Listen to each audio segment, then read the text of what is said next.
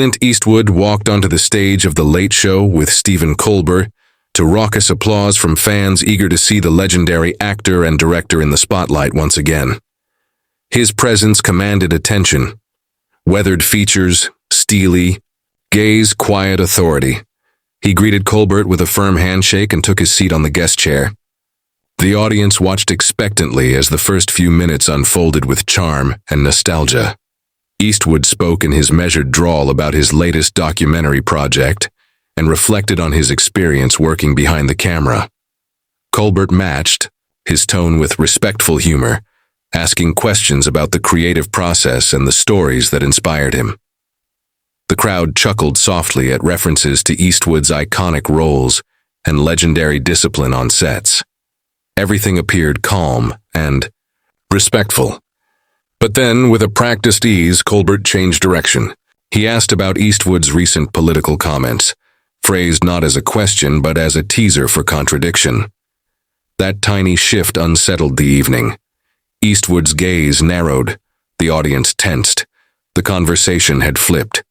Colbert pressed gently, framing the question in a comedic way, yet with underlying edge.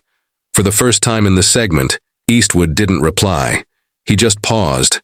The forum of light-hearted discussion changed to a charged space in an instant. Colbert asked whether Eastwood regretted making those statements in public forums, using a tone that balanced concern with comedic flair. Eastwood's expression remained neutral, but his voice carried firmness. He responded that he'd spoken from the heart and that sometimes old men have to say what they see. The crowd shifted, sensing gravity.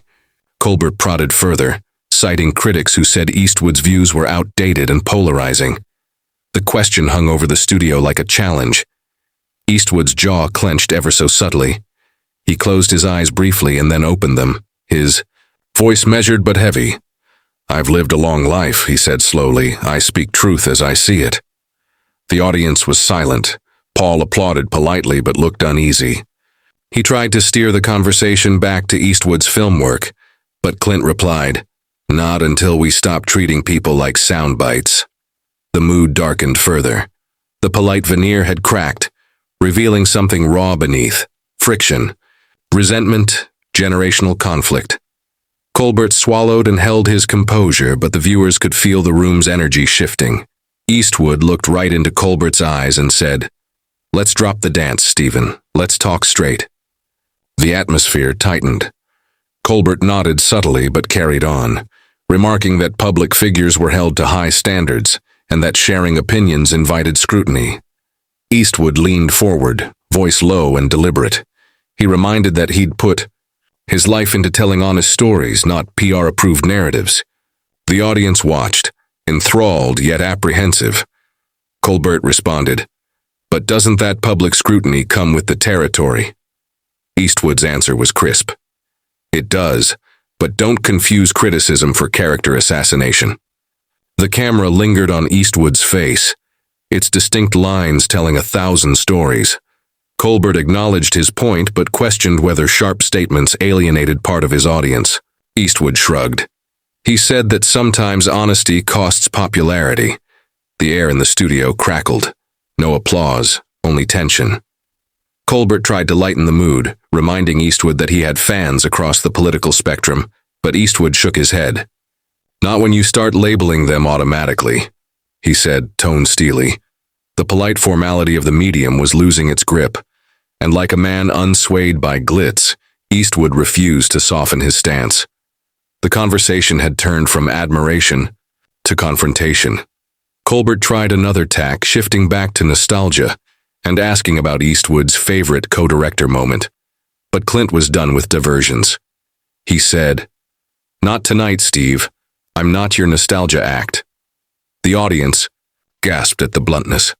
Colbert began to smile tentatively, but Eastwood continued, "We've been dancing around each other in guarded questions. I don't want that." Colbert tried to respond, but was interrupted. Eastwood's tone hardened. He demanded honest acknowledgement, not scripted promotional talk. He spoke softly, but unmistakably, like thunder paused at dawn. "I came here to speak as a man who's seen too much to cloak his words in pleasantries. The audience held their breath. Colbert's mouth opened and closed, searching to land a light remark that never came. The emotional stakes had risen to the moment's ceiling. Eastwood looked again at Colbert, challenge in his eyes. "This audience deserves sincerity," he said. "Don't sell them false comfort tonight." The words hit harder than any joke, and without warning, Eastwood rose. The set seemed to shrink in that moment, while Eastwood's presence grew. Eastwood stood tall and steady and faced Colbert. He looked directly at him and said, "Thank you for having me, but I won't perform." He paused. The studio hushed completely. Jimmy's expression flickered. Surprise, admiration, discomfort. Eastwood spoke again, voice firm. "If I'm not free to speak, then I'm not staying." Then he turned and walked briskly off the stage, the audience stunned silent. The band cut off mid-note. Colbert remained seated, staring into empty space where Clint's chair once was. Tremulous murmurs rippled through the crowd. The lights shifted to commercial break. Suddenly, the polished rhythm of late night was shattered. But something irreplaceable had occurred. Something brave. Something uncomfortable. Something real. Social media erupted immediately. Where Clint walks out trended within minutes. Commentators debated whether the act was courageous or rude. Fans dissected every word. The segment became a cultural moment, a generational clash live on television. The producers had no script for this. Some whispered that ratings would skyrocket. Others worried that this was too raw truth for comfort. On air and off, the night would be remembered for that stormed-off chair and the unfiltered voice of a man beyond compromise. Within hours, news outlets raced to cover what happened. Streaming clips drew millions of views. Talk show hosts cited the moment.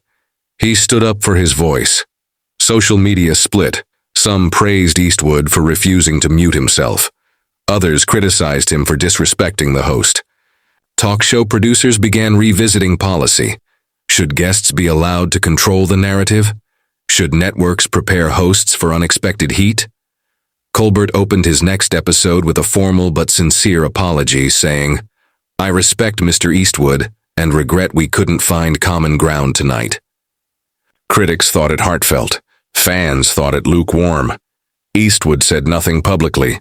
He quietly continued with his documentary promotion, doing interviews on platforms where he could control his message. His silence spoke as loudly as his exit. The dust settled, but the disruption remained. The talk show world had changed, even if only a little. Eastwood storming off refused to be edited away. In the days that followed, Eastwood remained in the public eye, on his terms.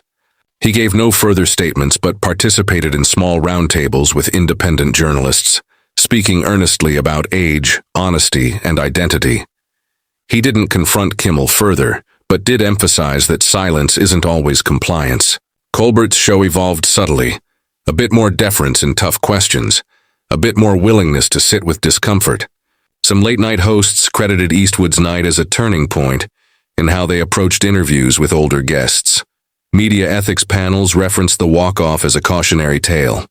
Most guests now review topics ahead of time. Most hosts approach sensitive questions with greater tact. The aftershocks were subtle but real. The unspoken message: sometimes power lies in leaving.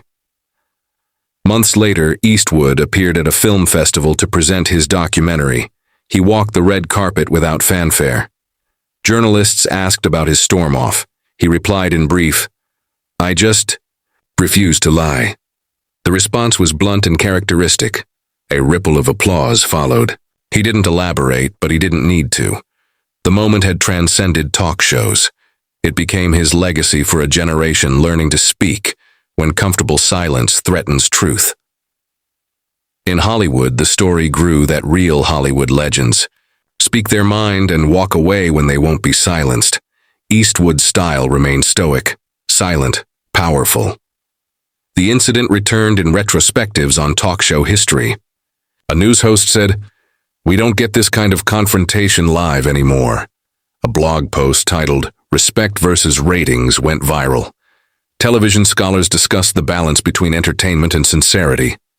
Some hosts quietly acknowledged that the public craves authentic conversation, even if it hurts. Eastwood, the creation legend who had once built his career on tough talk, reminded the industry that audiences value unfiltered truth.